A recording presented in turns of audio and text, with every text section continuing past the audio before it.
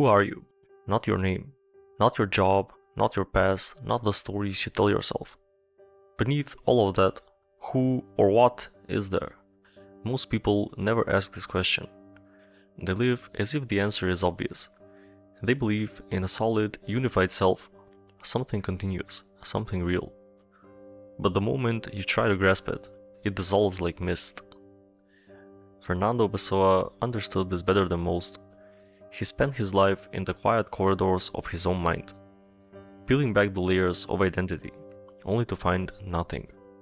No core, no center, just fragments. Pessoa did not live as one person, he lived as many, not just through imagination, but in practice. He wrote under different names, but they were not mere pseudonyms. They were heteronyms, fully formed personalities, each with their own philosophy, their own way of thinking, their own voice. Alberto Quiero, the pagan poet of nature, Ricardo Reis, the detached classicist, Alvaro de Campos, the restless modernist, and Bernardo Soares, the melancholic dreamer, the closest to Pessoa himself, the woman that is uncertain. Each of these figures wrote, thought, and existed independently of Pessoa, or perhaps they were Pessoa, or perhaps none of them were. What does this mean? It means that the moment you try to truly know yourself, you begin to see through the illusion. The self is not a thing, not a stable entity. It is a construction, a mirage built from thoughts, habits, and borrowed ideas. Think of the person you were 5 years ago, the way you thought, the things you wanted, the emotions that felt so urgent. That person no longer exists.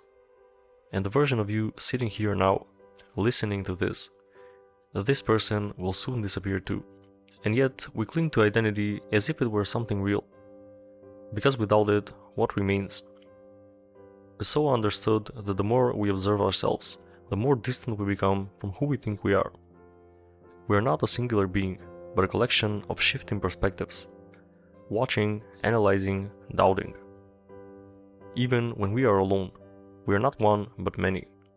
We hear competing voices in our heads, contradictions, impulses, arguments. Who is speaking, and who is listening? Pessoa's life was one of watching. He did not strive to be, he simply observed. He saw identity as a performance, a play in which we do not know if we are the actor, the writer, or merely the audience. If we were never truly present in ourselves, if we are only ever watching from a distance, then what does it mean to be alive? Are we living, or are we just narrating our existence to ourselves? This is the curse of self-awareness. The more we attempt to understand ourselves, the more we fragment. Each thought adds another layer, another separation. Consciousness does not bring clarity, it creates distance. The self is not discovered, it is only further obscured. And perhaps this is why Pessoa felt more comfortable as an observer, standing at the edge of life rather than stepping fully into it. To exist as a passive spectator is to avoid the contradictions of living, to escape the burden of having to define oneself. But what if this detachment is itself a form of suffering? The inability to be fully present in life, forever floating between moments, never truly inhabiting any of them. What if identity is not merely a trap, but something we need to embrace in order to feel real? And yet the moment we try, we realize we are only stepping into yet another illusion.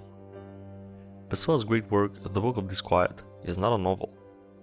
It has no plot, no structure, no clear identity. It is a collection of fragments, scattered thoughts that seem to drift in and out of consciousness, much like Pessoa himself. It is a book written by a man who knew that he did not exist, not in any fixed way. All of us, in some way, are characters in a story we tell ourselves. We invent a name, a history, a set of beliefs, and we call it me. But who is the one telling the story? And if the self is a fiction, then what we call reality can only be a reflection of that fiction, a dream that dreams itself. We do not experience the world as it is, we experience it through the lens of our own illusions. And if the self is an illusion, then the world itself is nothing more than a collection of perceptions we mistake for truth. Pessoa saw reality as something unstable, constantly shifting. There is no firm ground beneath our feet, no fixed truth to hold on to. Everything that feels certain is just another layer of perception, another illusion.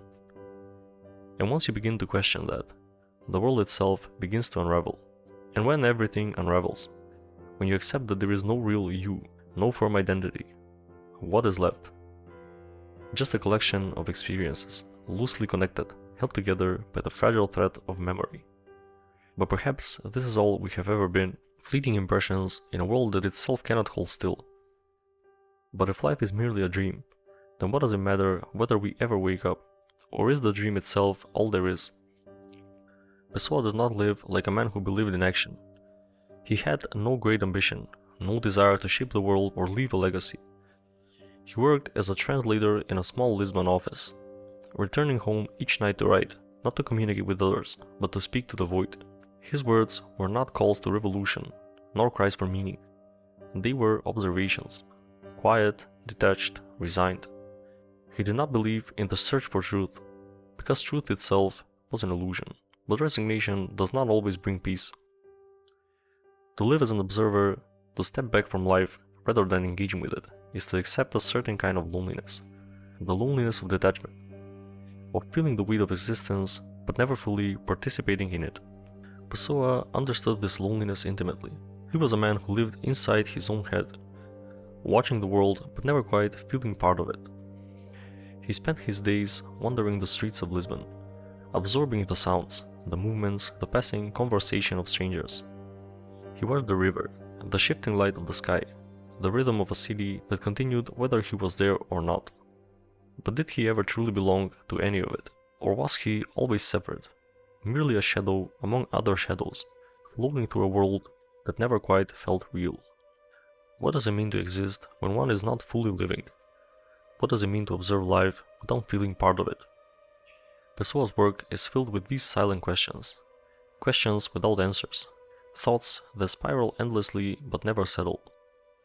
If existence itself is uncertain, then what does it mean to seek meaning? What does it mean to desire purpose when even the self is a shifting illusion? A dream can be beautiful, but it can also be terrifying. If life is only an illusion, then what meaning can we find in it? If everything is shifting and unstable, what can we hold on to? Pessoa wrestled with this, though always from a distance. He did not plunge into existential despair, he simply watched it, like a spectator at his own funeral.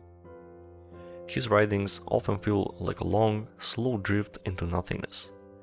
He describes life as a series of half-experiences, of thoughts that never fully form, of emotions that never fully arrive. He knew that to be conscious is to be separate, to stand at a distance from life, never fully living, only observing. And if life is a dream, then there is no waking. There is only the endless shifting of shadows on a wall, figures appearing and vanishing, leaving behind nothing but a faint impression that they were ever there at all. But perhaps this is the nature of life itself, not something to be understood, but something simply to be felt, even if only in fragments. Perhaps there is no real meaning to be found, no ultimate realization waiting for us at the end of our questioning. Perhaps life is only a series of moments, passing like whispers, lost before we can ever truly grasp them. And if that is the case, then what is left? If we are nothing but a collection of passing moments, if meaning is forever out of reach, then how do we live? But here's the paradox. Pessoa did not rage against this. He did not see unreality of life as a tragedy. Instead, he embraced it. There is something freeing in knowing that meaning is not required, that existence does not have to be justified. If life is a dream, then it is a dream with no purpose, no lesson, only a quiet unfolding, moment by moment until it fades. To Pessoa, the absence of meaning was not something to be mourned, but something to be accepted, even appreciated. If nothing is fixed, then we are free to drift. If there is no truth, then we are free to create our own illusions. If identity is fluid, then we are free to become anything or nothing at all. Pessoa teaches us that we do not have to solve the puzzle of life. We do not have to understand ourselves. We can simply exist, letting each moment pass like waves retreating from the shore. knowing that one day even the waves themselves will disappear. We are here and then we are gone, and maybe that is enough.